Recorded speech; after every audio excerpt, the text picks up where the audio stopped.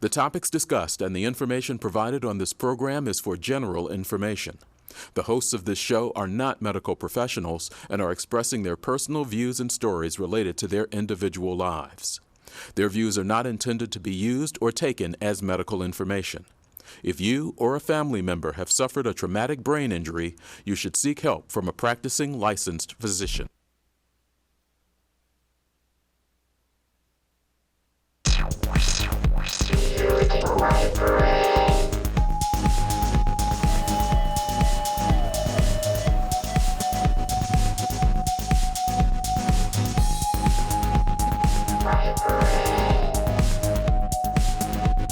We hope to help you.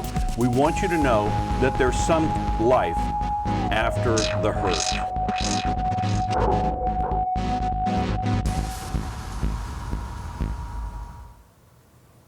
Hi, I am Matt Duffin. You are on Brain Mechanics.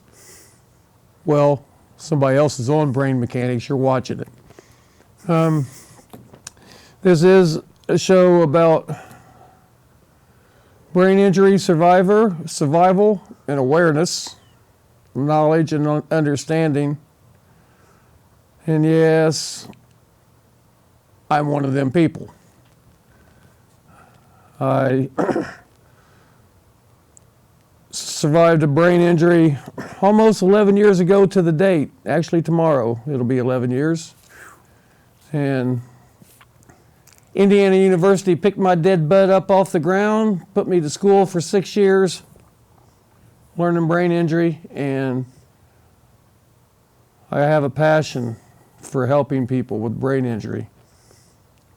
But I also have a passion for baseball.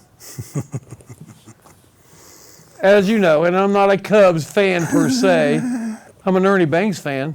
I'd show you my shirt. But my guest is originally from the north side of Chicago, but from the south side of Chicago. He taught at Lincoln High School for too many years. No, he's a great friend of mine. I was one of his first students, if not his first. And I'm pretty sure I was one of his last, because I checked out a class with my daughter her senior year. And he's just a great individual, great knowledge. He's worked in the industry of teaching those with disabilities that need the help, need the further assistance. And we'll get into explaining a little bit of that and some other things. Again, a school teacher. We all know the trauma that our particular area has been through in the last 6 months with our own school shooting, our own school threats, and with the events that just happened nearby in Dayton, Ohio,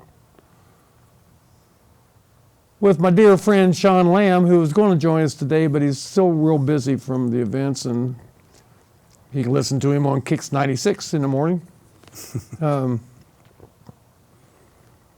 talked to him a couple times this week. He's back on getting there thinking. He's still in a deep thought. But he also taught school, if any people don't know, besides rock and roll. And to all of his listeners and all people that know Sean and the people that survived it, thank you for being strong and getting through it, go through the moment. And the people and the families that suffered the tragic losses. I guess John Cougar would say, ain't that America? Hope not. Anyway, my guest, our guest, is Mr. David Lundquist. I call him Dave. In public on TV, he calls me that. Yeah, I even let him wear his Cubs hat. You know, I wore my Ernie Banks shirt all for Dave. Sure, good. He had a great influence in my life early on, and I need you to know that. Thank you. I was a good student, but I wasn't the best at students. I guess let's put it in that condition. You've turned out to be one of the most interesting. Thank you. I found Dave again. He found me this summer. He started helping me on my Miracle League with Mercedes being 9 months pregnant and more. Dave snuck up one day and became my baseball buddy. And of course, Woody Duffin and Mercedes Duffin's the only people that ever been my buddy before. And I'm like, huh? Who's my buddy? Who wants to be my buddy? And they said he used to teach school. He taught a foreign language. He said he taught English. And I said, Dave's here? He said, no, I didn't ring. I said, Dave Lundquist. He said, that sounds familiar. I said, well, it has to. It's only one name like that. With a T. It's true. Well, there was a teacher in Richmond named Lundquist, a math teacher or science teacher. Was there? Yeah. Well, someone, when I retired, thanked me for the math that I had taught them.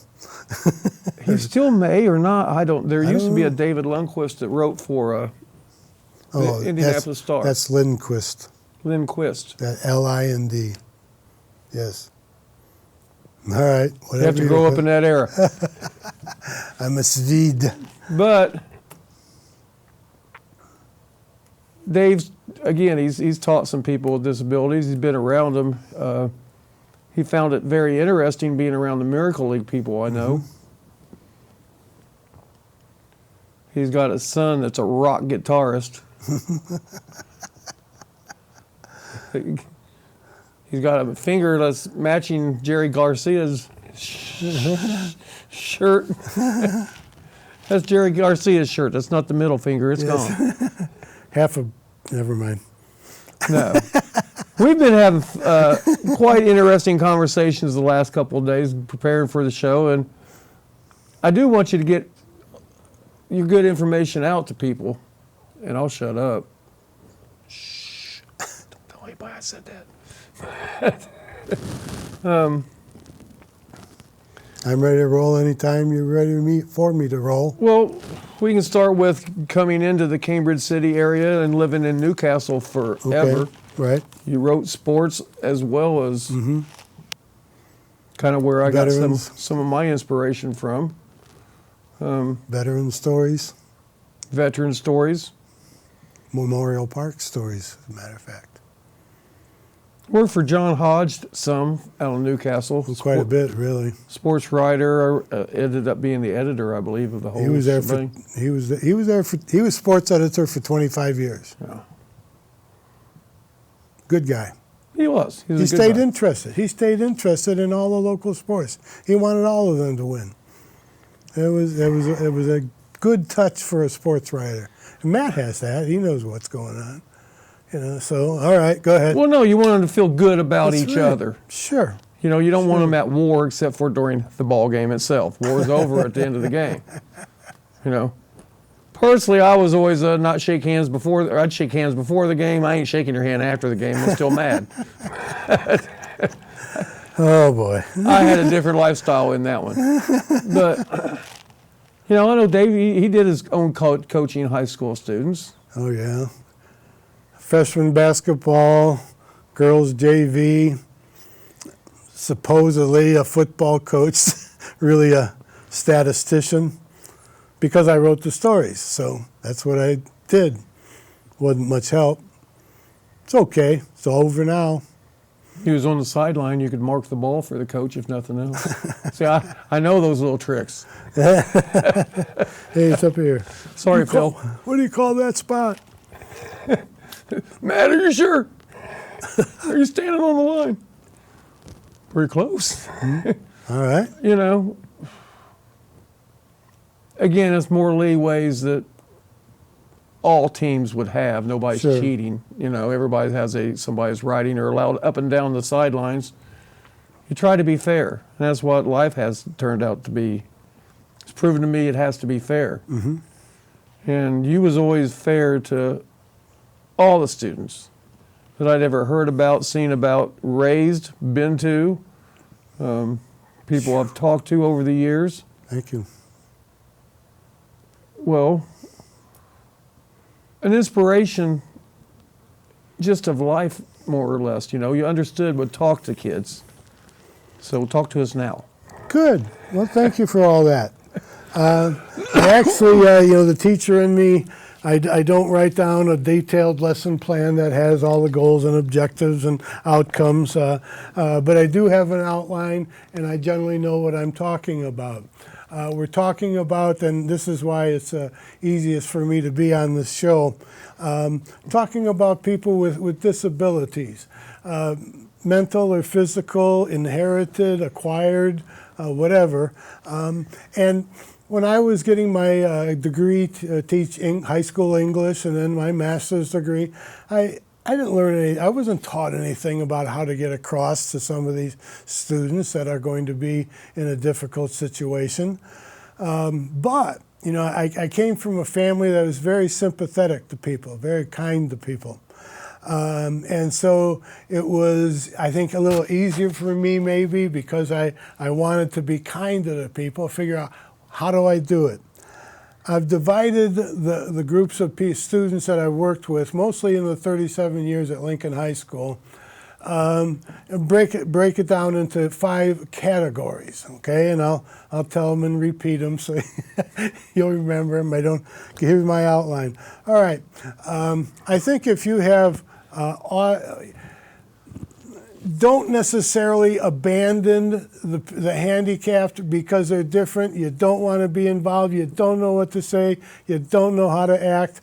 I think if you observe enough, you can figure out, here's a good thing to do. Now, when you're dealing with the autism thing, a lot of them really have an interest, and it's an interest that if you had to keep listening to it, it'd drive you crazy, but it's what drives them. Now, I'm not qualified to get them out of that, or if they're supposed to be, but I do want to have a chance to be able to talk to her about the one art project that she does that takes all year, but she's at it the whole time. Amazing. Talk to them about their interests. Go ahead. Just like Democrats and Republicans, you can find a level ground there to have a conversation instead of just beating each other up because of this view or that view. Sure. Someone in a wheelchair. Now, I had a few over the years. The one that I remember most is the one, Jesse Bailey. He's from here in Milton. And I love the kid. I didn't have him in class right away, but the special needs teacher explained to all of the teachers, I don't have him, why do I have to listen? What are some of the things you ought to be aware of, when you're dealing with Jesse and his motorized wheelchair and his hired aid. And one of the things is that whenever I talk to Jesse, and I try to talk to him a lot, whether at the lunch table, or in my classroom where he's at his special table with his aide. But when I talk to him, I wasn't standing up and looking down on him. And you think of how many people, when they're going by, if they're going to say hi to someone in the wheelchair or try to chat with them for a minute, that they're actually going to get down on their level. Jesse had muscular dystrophy. Yep. This is going to choke him. It's very hard for him to lift his head. And it gets worse every day. And yes, exactly. He did not live to graduation, but he did live to be inducted into the National Honor Society. What a guy. I'm getting goosebumps. Anyway. Sure, and his family. Neighbors. Yeah, I went to the muscular dystrophy camp 2 years, 1 year on visitor day, 1 year just to see Jesse, and the next year to see Jesse and the tree that was planted in the honor of his brother Tommy in the intervening year. Get on their level. And you'll find out, if they're anything at all like Jesse, they'll be much more concerned about you and your manner, your safety, your look. One time he came to me when I was talking about my mother.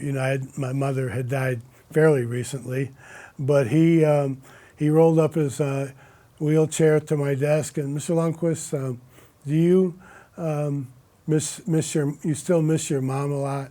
I said, oh yeah, Jesse, every day. He says, that's the way I miss Tommy every day. He was my best friend. Why not? Why not get to know someone like that? You know, you won't believe what you can reap out of that. Can you just Go ahead. No, we're in there. Sure. When I say we, I mean Sure. all of us that have chronic issues, diseases, injuries. Mm-hmm. We're still in there. You know, it may take us a little longer to get our words together, but they're just spitting out in our minds. Sure. They're just going. They're just going like I can go now. Thank you, doctor, for some of the medications. But anyway, we're in there. And you got to find us. Sure. We're trying to find you, and you're ignoring us. That was the thing. You know, when I was coming out of a coma, that's one of the few things I asked God to do is please let me live to explain to these people to not be so sad. Now, I don't want to see sad, ugly faces. I'm waiting to see somebody. I'm trying to talk to you. I think I'm talking. You're not. And you turn around and you're not listening to me anymore. And I ain't talked to you for years, it seemed like. You know, when you're in a 2-month coma, long time. And yeah, you know, Okay. I want people to be I'm going to get on common ground. I got something here in a minute that I'm going to come back to, all right? Go ahead, you keep going. Well, let me do the intervening one, all right? Because I got him here. All right, another thing. Intervened. Now, I have not had too much of this to deal with, but most people are going to have to deal with it. My kids are going to have to deal with me when I go, sorry, didn't mean to be that stereotypical, but it was my father-in-law died of senile dementia. My mother-in-law died of Alzheimer's. And there are people out there that are walking around and have Alzheimer's or early onset, and I know people are afraid to talk to them because they don't remember. I've talked to several people that are, well, I remember talking to a football coach, and I reminded him of one of the games that I had covered in which his son was the star of the college conference. And I asked him if he remembered that, and he's nodding. Yeah, and he's smiling really big. He remembered it. And right after we got done talking, his wife pulled me aside and said, Mr. Lundquist, he has really bad Alzheimer's. He doesn't understand a word you say. He won't remember a word you say. I said, yeah, but he enjoyed a smiling face. Okay? Mm-hmm. He enjoyed a smiling face. Sometimes that's all you could give. And I did this. I had the same experience with a former principal I had who, when he had dementia, and is walking, through a football group, and he sees me, and I'm the only one in the way. I'm kind of obvious usually anyway. And I wave to him, I smile at him, hi, Mr. Button, and he was glad to see me, but he didn't have much left there. I think he died within a couple of months, month or two, but he still enjoyed the smile. All right. How am I doing on time? Any idea? No, but that's a good story. I was just breathing in it. I mean, we're there. Sure. Sure. I've been boku'd down, 2 years ago with early stages of dementia, but it's just part of my brain injury that's going to happen. So? Okay, quick listening quiz. The first category was autism. Second one was a wheelchair. Third one was dementia or Alzheimer's. Now we get to the fourth one, and there's always some overlap in these.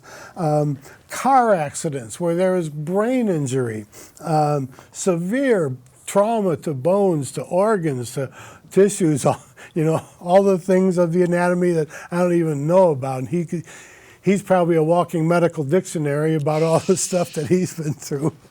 Anyway, when you're dealing, I had a couple homebound students that had been in pretty bad accidents. And I not only had to do the English, which is easy for me to do, I can accept lots of things for English, but some of the other classes where there's just some tedious busy work. to do. The only thing you could do, you couldn't go too fast. You couldn't go too fast. Take your time when you're dealing with someone that's had brainstem injury, brain core, whatever they call all these things. Be patient. Be patient. Repeat what they say. Now, I lose myself in the middle of sentences.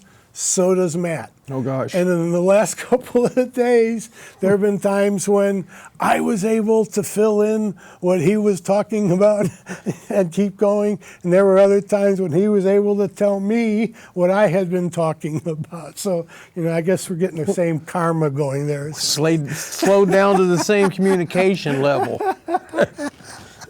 All right. Plus, you're older than me. I just... Okay. Not much. Yeah. Yeah, try to, at least follow their train of thought and be patient. Boy, be patient. I think I learned that from my mom. When my father died, there was a young man who was, his parents were good friends with my family, and he volunteered to be one of the pallbearers. And I just thought, oh, that was really pretty nice of Tim to volunteer to be a pallbearer for my father because he knew how much you and Dad liked his family. And my mom said, no, that's not the reason why Tim volunteered to be a pallbearer. If you ever talk to him, he had this, it wasn't a habit, it was something that it had from birth, but if you ever asked Tim a question, he wouldn't answer you right away. He'd say, well, and then he'd wait. And she said, Tim loved Dad because Dad knew Tim had something to say, and he waited for him to say it, okay? That's patience. And how long did that take? 5 seconds? So what? Come on, do it. The last one, and I'm going to hope I can have a little fun with this, and have we been given a time thing or anything? Do we know? About 5? Okay, can I do my stand-up routine? You do your stand-up routine, Dave. All right. The last one, and this one's pretty... Let me get my balance for a second. Hello, all right. Jessica's rotating. No, I'll be okay. I'll be okay as soon as I do it. I just hope I don't knock over the table and the candy. By the way, you got a bag? You got a bag? All right. I've had people stuff their pockets with my candy before. Go ahead. Yeah. All right. The last one is people with Down syndrome. Now, a lot of times with Down syndrome, you don't see them at advanced age. I remember there was George in a nursing home with my father-in-law who lived until his 50s. And had a limited vocabulary, but it was always friendly and glad when you noticed him. The real experience, I wouldn't have it generally with teaching because that's a special branch of education that I don't specialize in, and it'd be hard for me to pick up things about what's the right thing to do and what's not. But with my sister and her husband and their 4 kids adopted 2 girls that had Down syndrome. Were they twins? No, but they were good friends in the orphanage. All right, they were like twins, soul sisters. And the thing is, the town where my sister lived, was, and we were from Chicago. We were kind of used to, multiracial neighborhoods, but this town was pretty much, I think it was all white, tiny town. I don't know how many people. Milton? 800. Sorry. You can get me in trouble. And, my hometown. And what they did, but these 2 girls, Annie and Liliette, over the course of a few years living there and people getting to know them, and they started to enjoy them. And all of a sudden, here 2 Down syndrome black girls have bridged the racial gap, in that town.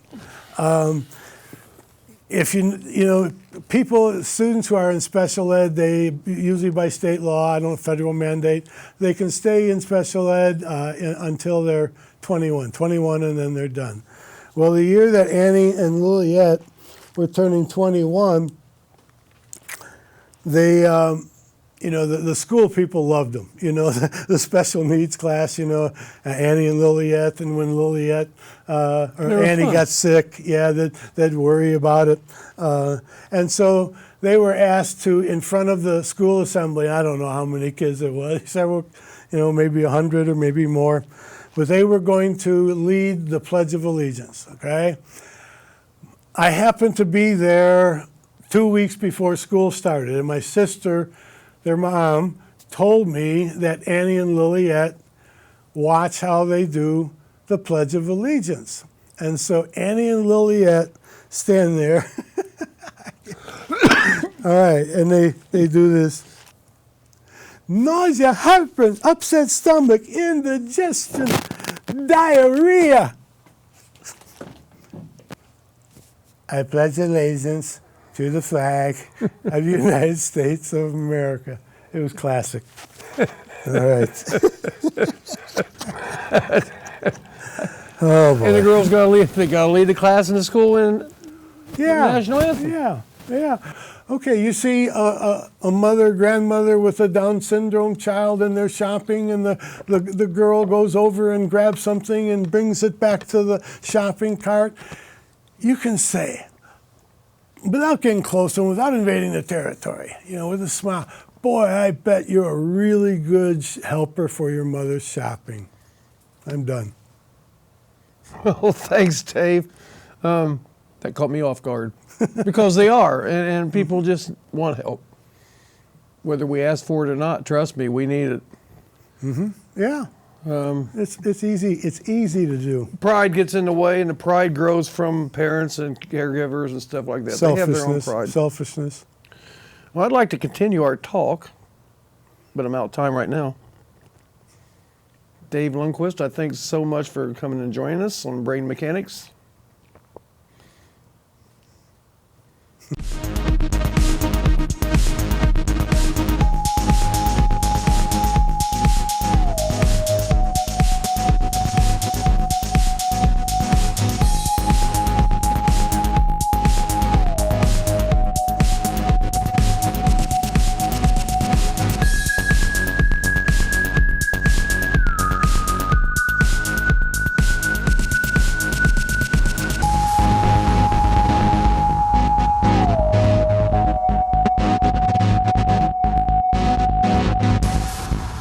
The topics discussed and the information provided on this program is for general information. The hosts of this show are not medical professionals and are expressing their personal views and stories related to their individual lives. Their views are not intended to be used or taken as medical information. If you or a family member have suffered a traumatic brain injury, you should seek help from a practicing licensed physician.